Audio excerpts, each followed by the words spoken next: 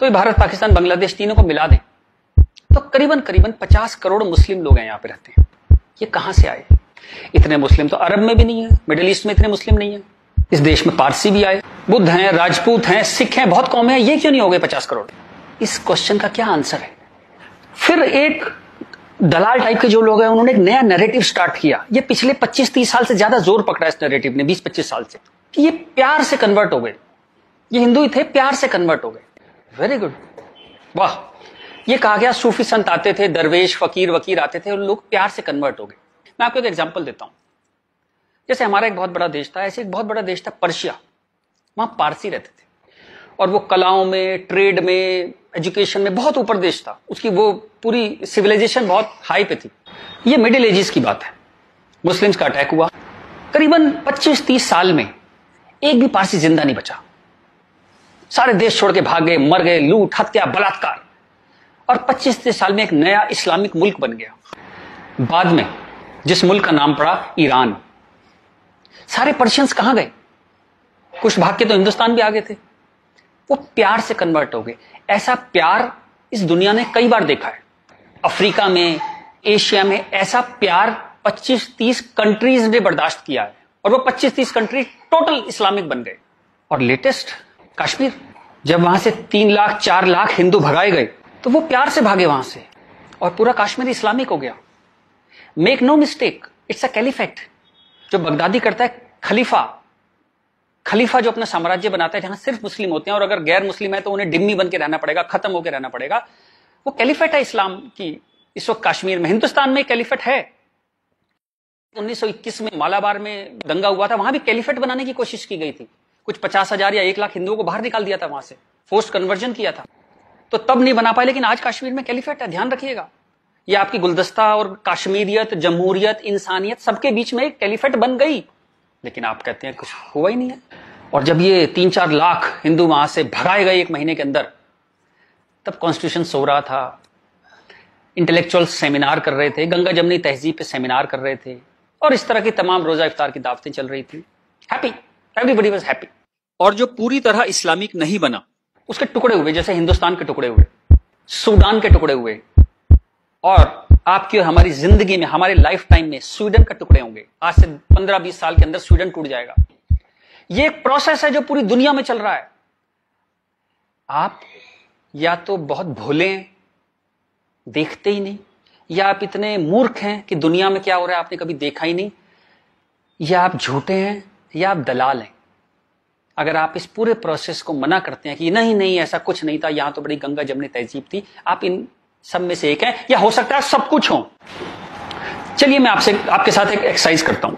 आपके एक दादा होंगे, एक दादा परिवार है, दादा, चाचा, ताऊ, बुआ, फूफा, उधर के उनके बच्चे, सब एक पूरी फैमिली ट्री वो है। एक नाना की तरफ से है, तो एक आदमी करीबन ऐसे 10-15 परिवार उसके आसपास होते हैं। इसके बाद आप कॉलेज, आपका कॉलेज, स्कूल कॉलेज, जहां 50-100 स्टूडेंट हैं, जिसमें कुछ दोस्त हैं जो आपके साथ ट्रेवल करते हैं जिंदगी भर।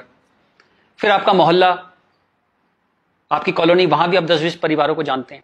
यूं कहें एक आदमी मोटा मोटा 700-800 1000 लोगों की खबर उसको होती है, डायरेक्ट खबर, चाहे मिले ना, कि कोई बहुत दूर रहता है, लेकिन हाँ पता लगता है उसकी शादी हो गई, उसके बच्चा हो गया, डेथ हो गई, कुछ बहुत अच्छा हो गया, बहुत बुरा हो गया, खबर आ जाती है कहीं ना कहीं से।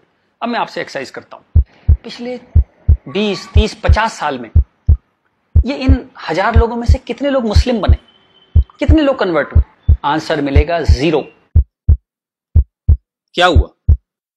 सारे सूफी, दरवेश, फकीर रिटायर हो गए, आईपीएल देखने चले गए, इस्लाम की कशिश खत्म हो गई। दोस्त, जब तक गर्दन पे तलवार ना हो ना, कोई कन्वर्जन नहीं होता, या बहुत सारे पैसे ना हो, कोई कन्वर्जन नहीं होता। उसके बाद पार्लियामेंट पे अटैक हुआ, इस देश की पार्लियामेंट पे अटैक हुआ, और उसमें शामिल अफजल गुरु, उसके सम्मान में, उसके समर्थन में लोग खड़े हैं, हजारों लोग मुसलमान खड़े हैं, और हमने तब भी कुछ नहीं कहा। इस देश में हाहाकार नहीं हुआ। मुंबई में कुछ साल पहले आजाद मैदान में एक रैली हुई, किस लिए हुई? रोहिंग्याओं के समर्थन में। आपका क्या लेने देना है रोहिंग्याओं के समर्थन में? और रैली के आखिर में क्या हुआ? जो शहीदों के लिए स्मारक बना है, फौजियों के लिए, शहीदों के लिए जो स्मारक बना है, उसको जूते मार मार के तोड़ दिया। इतनी नफरत आपके मन में इस देश के लिए, और कोई कुछ कहता ही नहीं, कोई कुछ कह ही नहीं पा रहा था। ये चल रहा था इस देश में। तो ये जो एक हेट है, ये इन दोनों कौमों में रही, और वो एक नफरत जो थी वो कभी, it never became a past history, distant history, कभी नहीं हुआ, वो रोज रहा। कभी वो अफजल गुरु के रूप में आ गई, कभी वो क्रिकेट मैच के रूप में आ गई, कभी कश्मीर, कभी आजाद मैदान, वो हमेशा कभी ना कभी उसके न्यू एडिशंस आते रहते थे। एक और एक्सरसाइज करते हैं। आप मोटरसाइकिल चलाते हैं, कार चलाते हैं, साइकिल स्कूटर कुछ चलाते होंगे। जब भी आप सड़क में जाते हैं तो थोड़ा संभल के चलते हैं, लेकिन आपके शहर के जो मुस्लिम एरिया है, जब उसमें आप जाते हैं तो कुछ एक्स्ट्रा संभल के चलते हैं कि नहीं? एक्स्ट्रा संभल के, कि अगर यहां लग गई तो एक्स्ट्रा पिटाई होगी। वो जो फियर है आपके अंदर, वो जो डर है, वो कमाल की चीज है, जिसको देश कहता है नहीं, एक सिस्टम कहता है नहीं, लेकिन आपके अंदर है, करोड़ों लोगों के अंदर है, 100 करोड़ लोगों के अंदर है वो डर। और एक आखिरी एक्सरसाइज, जब भी आपको कोई ज्ञान बांटता हुआ आदमी मिले, सेकुलर मिले, इंटेलेक्चुअल मिले, गंगा जमनी तहजीब वाला आदमी मिले, सब बराबर हैं, सब धर्म है, तो उसको कहिएगा चलिए एक पेज पे लिखते हैं, गीता, बाइबल, कुरान सब एक जैसे हैं, जीसस, राम, कृष्ण, पैगंबर मोहम्मद सब एक जैसे हैं, ना कोई छोटा ना कोई बड़ा, सब प्यारे इंसान है, सब बढ़िया हैं, सब बराबर हैं। एक पेज पे लिख के उसे बोली जरा 2-4 मुस्लिम से साइन करा के ला।